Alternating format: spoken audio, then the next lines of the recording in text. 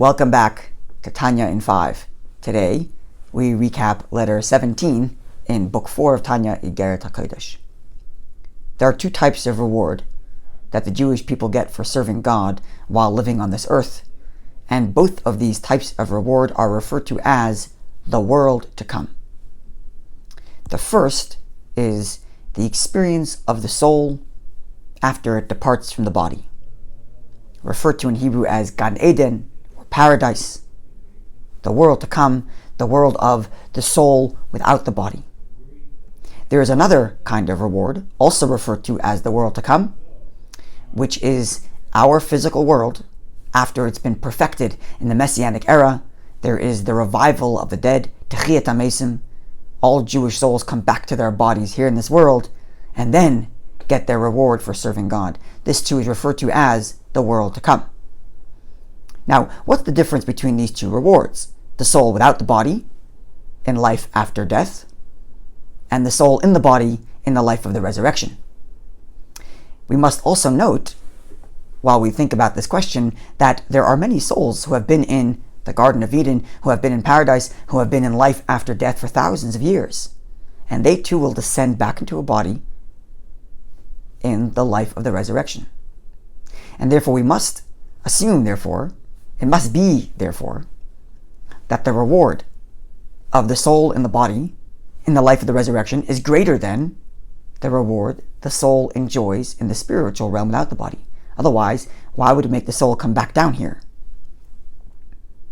So what is the difference between these two worlds to come, these two rewards? The reward of life after death, soul without body, is spiritual in nature, obviously. It's a soul without a body. What the soul does there is to enjoy and to take delight in the perception and understanding and absorption of the divine. Depending on how much effort that soul put into Torah study while here in this world, that will be the degree to which it will enjoy divine perception on its great lofty spiritual sense and divine understanding while it is in life after death, while the soul is without the body in Gan Eden, in the Garden of Eden, in paradise. And this is what souls are, quote unquote, busy with after they depart the body, climbing level after level, higher and higher, in greater and deeper appreciation and understanding of the divine.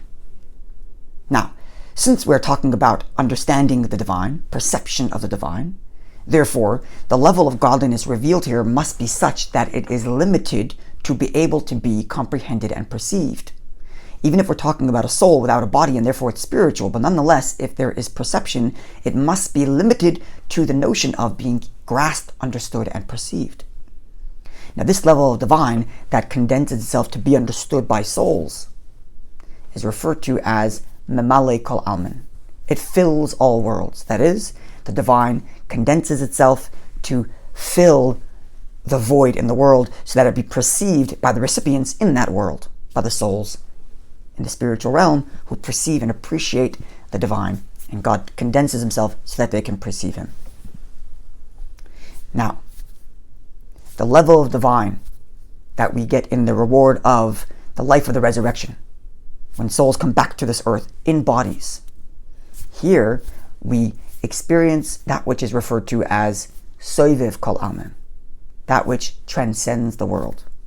Divine energy that completely transcends being comprehended, transcends the entire divine system, even the divine spiritual system.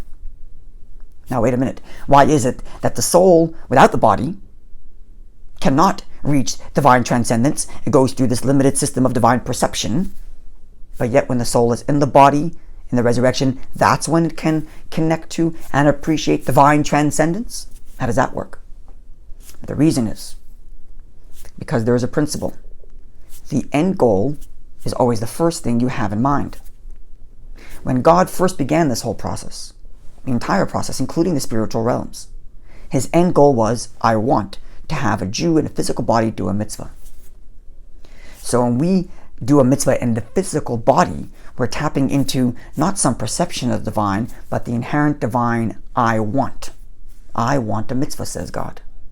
And we do a mitzvah We connect with that. Perception, no perception. We're touching the very essence of the desire of the divine that transcends understanding, that transcends the system just because God wants. That's it. That's why the mitzvah is valuable.